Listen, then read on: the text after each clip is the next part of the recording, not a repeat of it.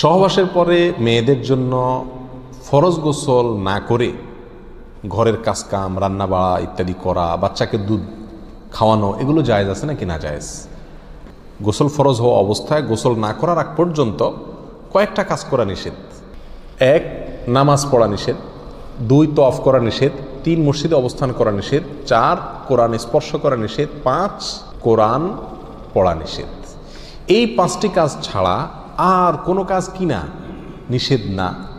অতএব সহবাসের পরে কোনো মেয়ে, কোনো মহিলা তিনি যদি গোসল না করে, ফরজ গোসল না করে তিনি যদি কি করেন, গৃহস্থলীর কাজকাম করেন, রান্না বাড়া করেন, অন্য কাজকাম করেন, বাচ্চাকে দুধ খাওয়ান, এগুলো এই 5টি নিষিদ্ধ কাজের আওতায় যেহেতু নাই, অতএব সেটা জায়েজ আছে। আমাদের দেশে যত কঠোরতা সব মেয়েদের উপরে, ছেলেদের উপরে নাই। ছেলে গোসল ফরজ হয়েছে, 2-4 ঘন্টা শুয়ে রয়েছে বা এমনকি হাঁটাহাঁটি করছে, তাকে তেমন কেউ কিছু বলে না। সমস্ত চাপগুলা মেয়েদের উপরে। আর এই ফতোয়াগুলা মেয়েদের উপরে, ফতোয়াগুলা দেয়ও বেশিরভাগ মেয়েরাই। কথার কথা, ননদ আছে, শাশুড়ি আছে বা অন্য কেউ আছে বা জাল আছে, তো তারা খোঁচাইতে শুরু করে যে গোসল না করে বাচ্চাকে দুধ খাওয়াচ্ছে। কোনো বাচ্চা কাঁদতে কাঁদতে মরে যায় কিন্তু দুধ খাওয়ায় না, কেন? কারণ গোসল করে নাই। তো এগুলো না জানার কারণে হয়েছে। ফরজ গোসল না করে 5টি কাজ করা নিষেধ, এর বাইরে আর কোনো কাজ নিষিদ্ধ না।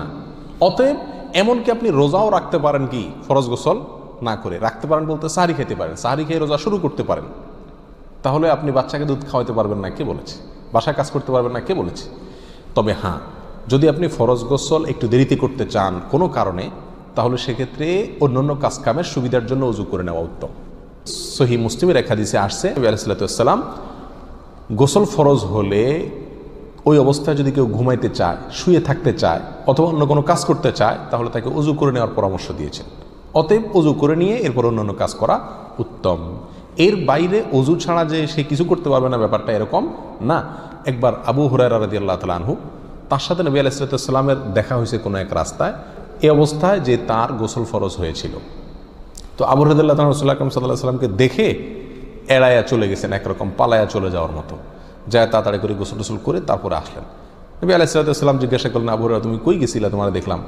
বলে, ইয়া রাসূলুল্লাহ, আমার গোসল ফরজ হয়েছিল, তো আমি আপনার সঙ্গে বসবো, সময় দেব, ফরজ গোসল অবস্থায় আমার কাছে জিনিসটা অপছন্দ লাগলো, নাপাক অবস্থায় এভাবে থাক, আপনার সাথে সাক্ষাৎ করব। তখন নবী আলাইহিস সালাতু ওয়াস সালাম বলেছেন, সুবহানাল্লাহ, মোমেন আবার নাপাক হয় নাকি?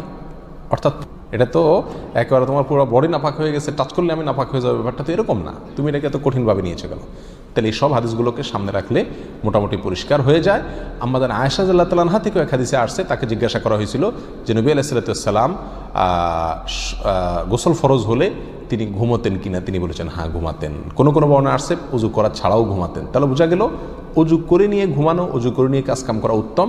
কিন্তু আপনি যদি নাও করেন তাতে কি হবে না, কোনো গুনাহ এতে হবে না। আল্লাহু আ'লাম।